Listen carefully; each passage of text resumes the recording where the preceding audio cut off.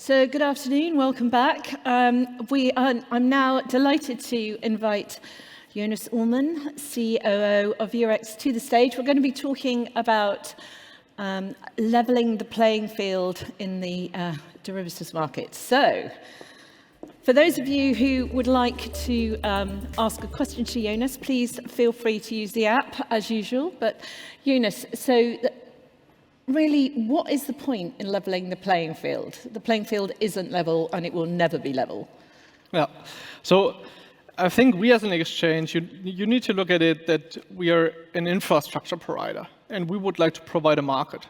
And everyone should have the same chances to trade at that market. And very often that playing field is self-established and the ecosystem is working well. Participants are successfully trading and there's a diverse set of participants, right? So in these cases... That's the utopia. That's the utopia, exactly. And we have several successful products where we see that diverse set of participants and where our more or less task is to provide respective transparency and equal access. There's other areas, and many associate my activities with the passive liquidity protection, where we have introduced this asymmetric speed bump in option markets, where maybe the ecosystem and the products do not flourish as they could. And for those, then we need to maybe change the rules of the game, and we need to intervene with the framework to create a better market and in the end benefit for the end clients to better trade. So when you say you're doing it to benefit the end clients, which end clients are you looking to benefit? Ideally, all our clients, right? So this is what I meant with the ecosystem. Of course, if you look at the end clients, many liquidity providers, banks, and many of our participants depend on also the end client, whether it's the asset manager, the hedge fund, or also retailers, to be interested in trading out our markets, right? So from that perspective, this is typically the group that we all benefit of in the end if they are interested in our products. If there's no end client, then we also don't need necessarily a market maker. So from that perspective, having our end clients, and in the end maybe also ideally us, right, trading derivatives and being attracted to maybe hedge exposure or invest. So one of the sort of the key aspects has been, or the perceived negative press has been around the fact that actually retail investors feel that they can't compete because certainly when it comes to speed with ELPs, obviously the old HFT, that seems to be changing tack. Why is that? I would say more and more people understand that speed is not a bad thing, right? Speed means I have more information and I can get there faster than you, yeah. They are faster than you. That also means if I am fast, I can quickly adjust my information, means I am more competitive in providing also prices. If, let's say, I'm delayed in one way or shape and don't get the most recent information, I'm also a little more hesitant in providing a tight quote, right? But if I have the opportunity to really react relatively quickly and always provide a bid and an ask, which is extremely close to the fair value, I can also do that because I am fast. And what we have seen is that the reaction times in our markets, starting at some point many decades ago with milliseconds in the electronic world, going down to microseconds, we have now seen that we're in the single-digit nanosecond space. And to give everyone an idea, I was going to say, what is a nanosecond? Exactly. So to give everyone an idea, 1 millisecond equals 1 million nanoseconds. So there's a lot happening in 1 millisecond. And if you think of participants reacting in a few nanoseconds, the technology steps we have seen are immense. And we've only seen, for example, in the last 3-4 years, this being at 70 nanoseconds. Now we're below 10 nanoseconds. And it's still worth for participants to invest.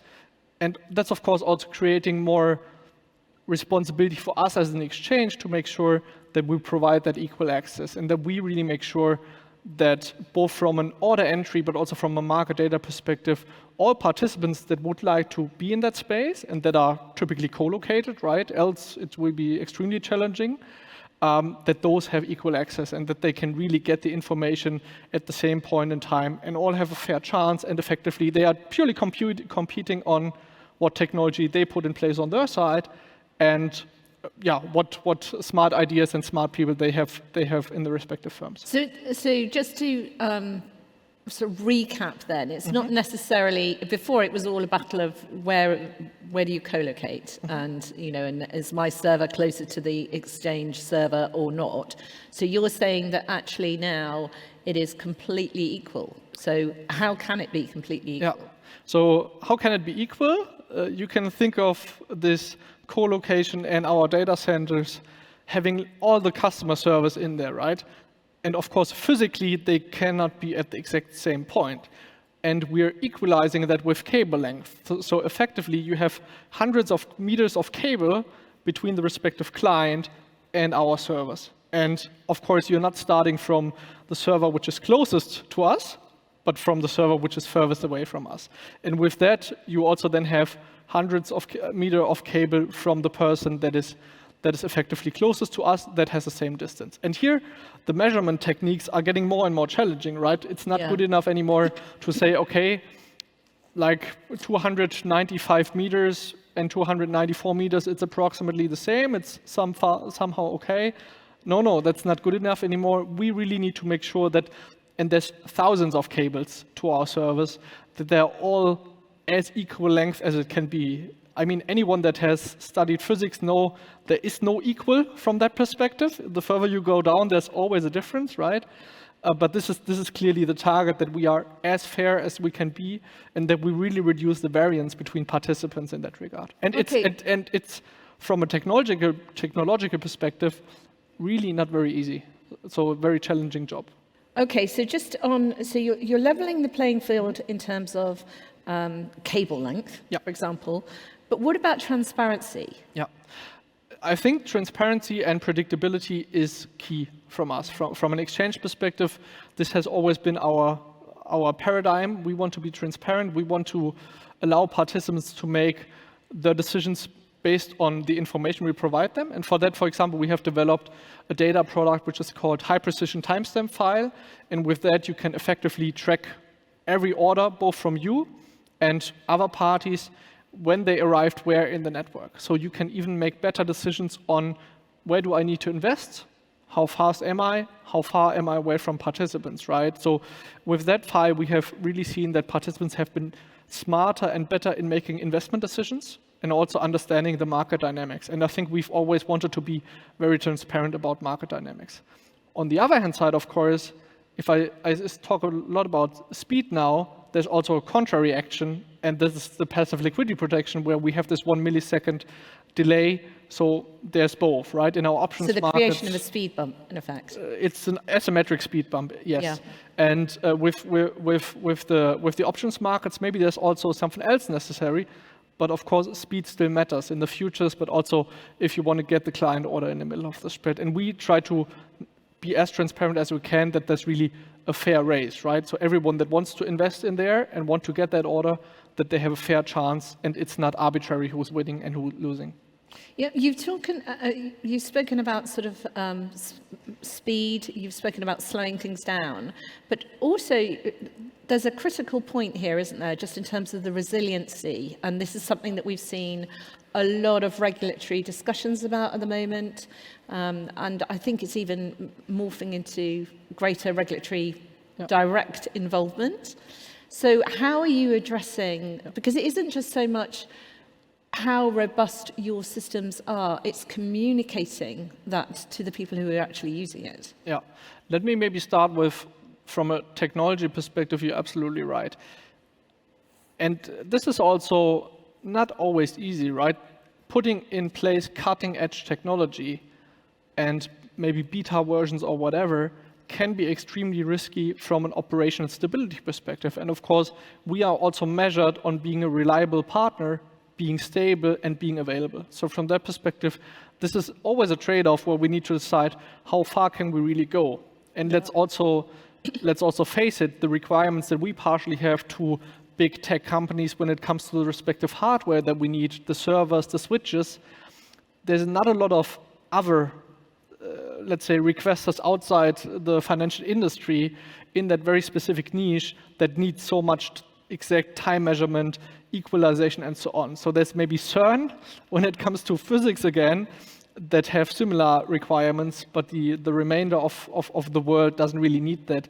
And here, as I said, it's then really taking the right decisions. And on top of that, as you've spoken about the recent events that we've seen with bigger outages and also cyber, developing a system that is stable, that has a proper disaster recovery, that has failovers, and also speaking about that and practicing this with the market is getting more and more important. And I think what we have seen is that the industry has also put more emphasis on the topic of resilience and really making sure that both we as an exchange and other parties are there. But do you think there's actually a bigger fundamental issue here in that we as an industry need to be more open about the fact that we will fail at certain points? So it's rather than sort of communicating what you would do in that situation as opposed to trying to almost pretend that your system is perfect and there wouldn't be anything that would go wrong. Yeah, I think you're absolutely right. So there's of course this element of what can I do to protect myself, what are preventive measures, and I need to put them in place. And that's both on an availability perspective, where you need to have 4i checks, also on a cyber perspective on the one hand side, but of course also being open about it. We have started with other European exchanges to develop a playbook when it comes to emergency communication and outage communication, so that we again are predictable and clients understand, okay, if the exchange fails, will they communicate? How will they communicate? Will they keep us up to date in terms of also the root cause? Will this root cause be a permanent one, or is it rather temporary? So in that regard, when we have a problem, also openly speaking about that problem and giving the industry a chance to understand it and also assess their impact is extremely critical. And we'll do that in the future as well. And we see more and more cases where this is also required, whether this was during COVID, whether this was with Ukraine or Russia, but also nowadays, there is the need to be open, transparent, and ideally also predictable from a market perspective. Yeah, we haven't had any questions coming in, but just one thing that seems to be a thread that's coming through the conversations is about industry collaboration and the sort of the recognition that you are part of an eco-structure, and it's the success of the industry is dependent almost on the success of all rather than of one individual. How much do you think that actually, as we integrate with technology outside of financial services, that we're going to start seeing a different approach in how we address the challenges that the industry faces? Yeah. So if I look at it, we have seen positive examples of industry collaboration, both on, let's say, exchanges talking to each other, understanding what are the impacts of certain crisis situations, but also recently now with the Iron cyber incident that we have seen, also industry associations really taking an initiative and pulling everyone together to really understand what is the impact on the market and openly speaking about it and reporting issues, but also stating where we stand in terms of recovery, right? Because this element of uncertainty is extremely critical and is creating further disturbance to the market, right? What we have seen is that many participants had backup options in place, but I think this effort of the industry to further collaboratively work together and communicate and be open about what are the challenges is something that we need to do and we will further do. And I'm extremely optimistic that we'll also very proactively pick it up, because the regulator will for sure look into this and will also further encourage us to do so. And I think an industry-led initiative here can be key to really improve the overall ecosystem and ensure the well-functioning of our markets. So not so much level the playing field, but leveling industry collaboration to make the playing field right. Absolutely, the playing field is just one thing, but of course you have more stakeholders and vendors which lots of parties rely on, and we just need to make sure that we as a collective industry function well together and we shouldn't end up in a situation where there's one thing breaking and the whole industry is more or less disturbed or disrupted. But we need to make sure that we all put measures in place and also challenge each other. What's still missing to be there in case of, as you said, disruptions will happen. But how do we deal with them? Both in the situation when the disruption happens, but also how can we preventively deal with it up front, and then also be clear about what measures we have taken. Yeah. All right. Okay. Well, our time is up, so I would like you to thank Jonas for your time. Thank you very much. It was a pleasure. Thank you. Thank you.